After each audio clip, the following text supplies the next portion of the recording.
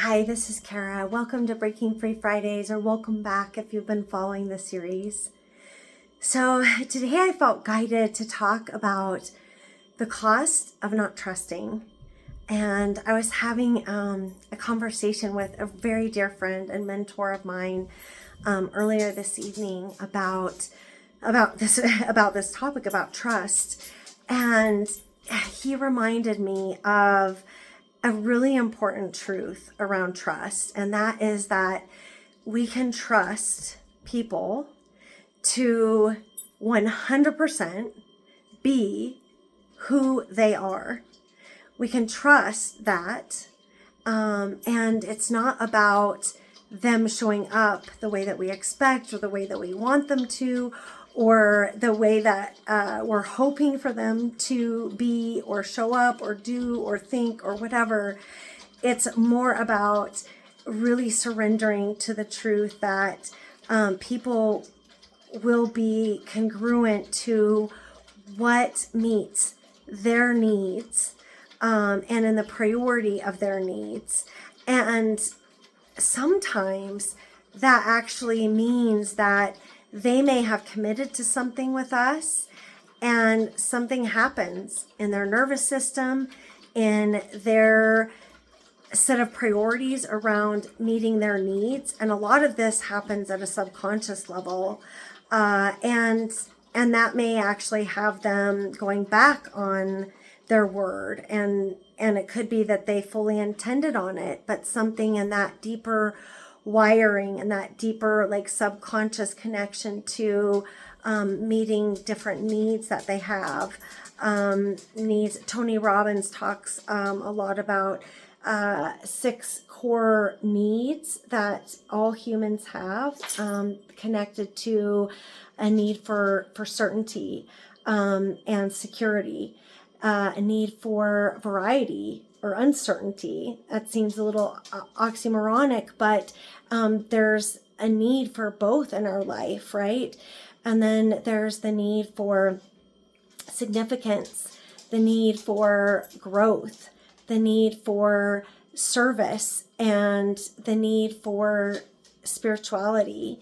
So there are these different needs that we have, and each person, their order of priority for those needs varies, and the way in which they meet them can vary, and the way in which we meet those needs can be forms that are unhealthy or healthy, but they're still meeting the needs.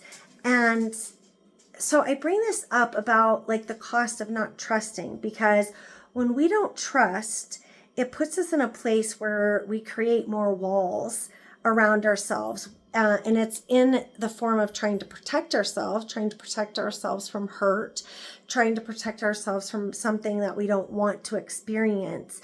And yet that actually puts us in a position of resistance to life, resistance to the flow, even that which is for our highest good potentially.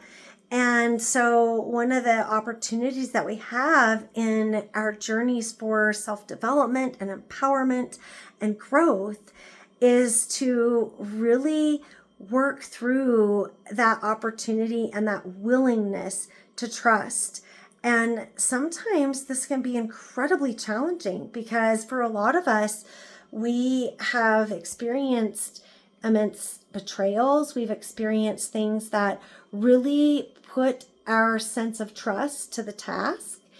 And at the end of the day, a lot of this comes back to our own sense of trust in ourselves and in the divine, in God or source, universal intelligence, however you relate to that and define that most, and that opportunity to surrender, into that will of the divine, of what has been mapped out for our highest good, and then how we can show up to co-create in support of that, and in connection to our free will, and in alignment with what's for our highest good. So I can share with you vulnerably that trust has certainly been an area that I've had a lot of growth opportunity in, just because of some of the things that I've experienced in life. And, it's our true nature is to be open, to be vulnerable, to love unconditionally. And some of the experiences that we have as humans, and that really task our sense of trust, it brings us an invitation to remember that our sense of safety and security ultimately rests within us and in our own sovereignty and our own empowerment. We've been conditioned to believe that our sense of security and our sense of safety comes from outside of ourselves, that it's from external circumstances, it's from other people, it's from this happening or that not happening. And the reality is that our sense of safety and security ultimately comes from within, and that real alignment with our divine nature. And the more that we are aligned in that, and the realization that our true essence is our spiritual nature, we're having an experience in this incredible, sacred temple of our physical bodies. And we get to realize that in that truth, that we are always safe and we are always secure. And the more that we are able to connect to that piece, and almost like an observer, or more of a detached, like curious perspective of seeing, not being entangled in all of the human experiences, all of the emotions, all of the thoughts, all of the feelings. It's like the idea of, when we're driving, you're driving the car, you aren't the car. Just as when we're feeling the feelings, we aren't the feelings. When we're thinking the thoughts, we aren't the thoughts. That goes true for beliefs as well. And that understanding can be so freeing, because it's that entanglement that makes it feel so real, that our sense of safety and security is connected to something outside of ourselves. And so we can really take our power back when we embrace that bigger truth. Anyway, I'd love to hear what your thoughts are on this, what your experience has been.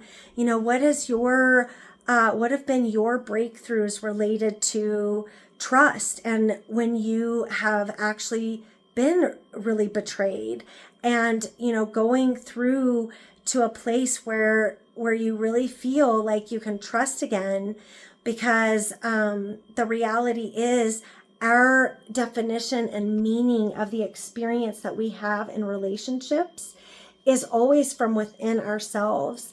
That also is not outside of ourselves, even though it seems like, oh, but we're in relationship with that other person, so the other person has so much more to do with it. And of course, in relationship, there's a dynamic between the people in the relationship, but our experience, our definition, and the meaning that we give of the relationship, and how we show up, and 100% ownership of our piece in a relationship, gosh, that is super game-changing and freeing.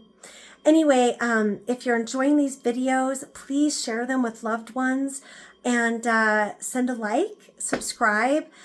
Here is to your next level of empowerment and breaking free. And I hope you have an incredible week, and bye for now.